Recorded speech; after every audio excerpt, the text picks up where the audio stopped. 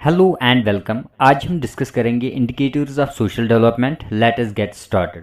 पहले हम डेफिनेशन देखेंगे social development. Social development means overall improvement in the well being of every individual in society, for example health, education.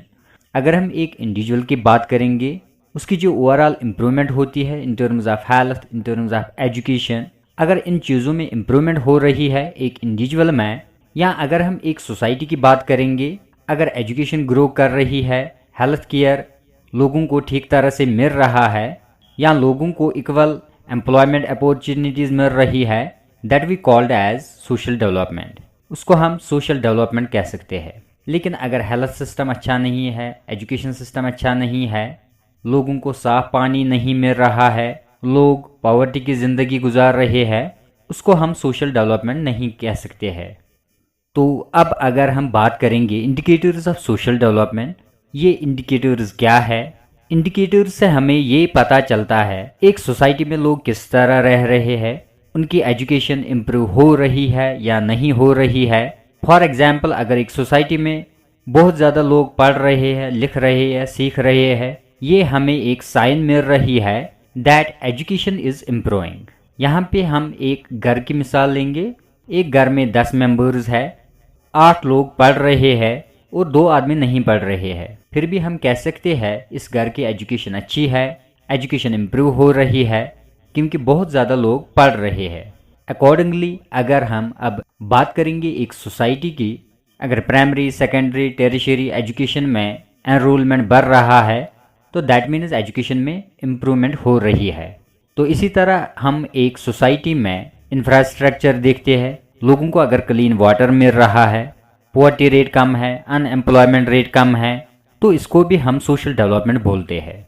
तो अब आपके जहन में ये सवाल होगा, ये इंडिकेटर्स क्या होते हैं? देखिए, अगर एजुकेशन सिस्टम में स्टूडेंटों का एनरोलमेंट बढ़ रहा है, that means education is improving. तो एजुकेशन सेक्टर से हमें ये साइन या आप इंडिकेशन बोल सकते हो, ये इंडिकेशन मिल रही है एक सोसाइटी में एजुकेशन सिस्टम में इम्प्रूवमेंट आ रही है। उसी चीज़ को हम कहते हैं इंडिकेटर। अगर एक सोसाइटी में लोग कम बीमार पड़ते हैं, तो हम क्या कहते हैं? इस सोसाइटी का एनवायरनमेंट अच्छा है, लोगों को अच्छा हेल्थ केयर मिल रहा है, लोगों का सैनिटाइजेशन सिस्टम और लोगों को साफ पानी मिल रहा है।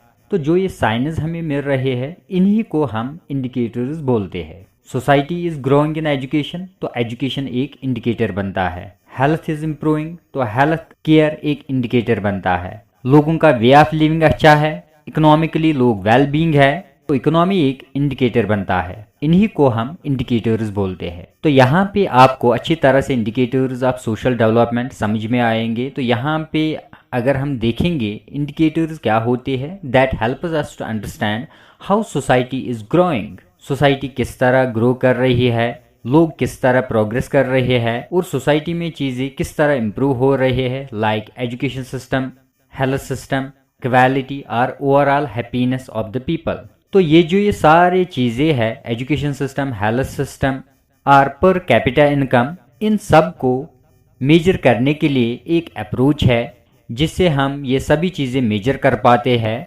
एक कंट्री में लोग किस तरह रह रहे हैं, लोगों का लाइफ स्टैंडर्ड क्या है, एक कंट्री की लाइफ एक्सपेक्टेंसी हम चेक करते हैं, एक कंट्री का एजुकेशन सिस्टम किस तरह इम्प्रूव हो रही है, या पर कैपिटा इनकम एक कंट्री की क्या है, and in terms of human development एक कंट्री की क्या रैंक है पूरी वर्ल्ड में।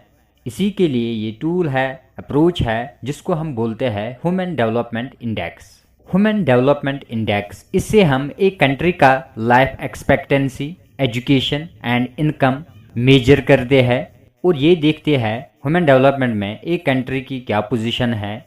तो उसी के अकॉर्डिंग एक कंट्री को एक स्कोर मिल रहा है एज पर दिस ह्यूमन डेवलपमेंट इंडेक्स। तो अगर हम 2022 की बात करेंगे, यहाँ पे आप देख सकते हो HDI स्कोर्स। अगर कोई भी कंट्री इस स्कोर में फॉल होता है 0.800, ये high score, very high score माना जाता है। As per the score the country is developed.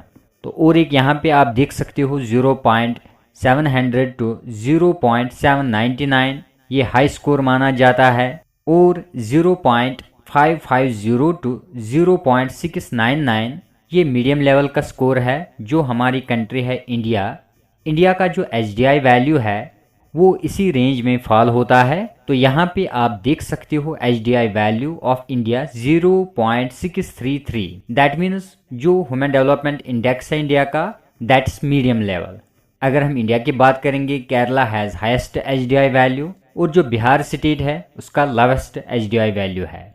अगर हम पूरे वर्ल्ड की बात करेंगे, जो सबसे ज़्यादा कंट्रीज डेवलप्ड माने जाते हैं और जिनका HDI वैल्यू वेरी हाई है, that's Switzerland number 1, number 2 Norway, number 3 Iceland. तो HDI की अगर हम बात करेंगे, इसको किसने क्रिएट किया है?